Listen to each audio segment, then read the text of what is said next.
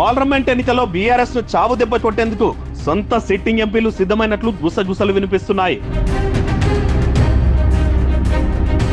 BRS BJP ఒకటే అని అవగాహన ఒప్పందంతో కలిసి పోటీ చేయబోతున్నాయని ప్రచారం విస్తృతం కావడంతో పలువురు కీలక నిర్ణయానికి వచ్చినట్లు సమాచారం. బీఆర్ఎస్ ఇప్పుడు మునిగిపోయే నావా అని భావించి బీజేపీలో చేరేందుకు సిద్ధమైనట్లు తెలుస్తోంది.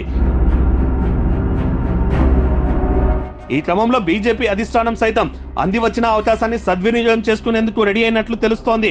ఈ నేపథ్యంలోనే అమిత్ షా, జేపీ నడ్డాతో తెలంగాణ కోర్ గ్రూప్ నేతలు చర్చలు జరిపారట. 4 సిట్టింగ్ స్థానాలతో పాటు మొత్తం 17 స్థానాల ఎంపికపై కసరత్తు చేసినట్టు తెలుస్తోంది.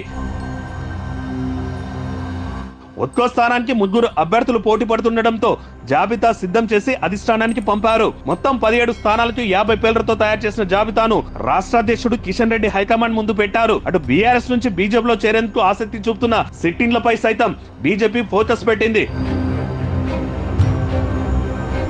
అటు హైదరాబాద్ పార్లమెంట్ నుంచి గట్టి అభ్యర్థులను బరిలో దింపేలా పకడ్బందీగా ప్రణాళికలు రూపొందిస్తుందంట బీజేపీ టీం. హైదరాబాద్ ని ఏలుగా పాతుకుపోయి కంచుకోటగా మారుతున్న ఎంఐఎం కు గట్టి షాక్ ఇవ్వాలని బీజేపీ టీం భారీ కసరత్తు చేస్తోంది తెలుస్తోంది. చూడాలి మరి బీజేపీ ప్లాన్ ఎంతవరకు వర్కౌట్ అవుతుందో.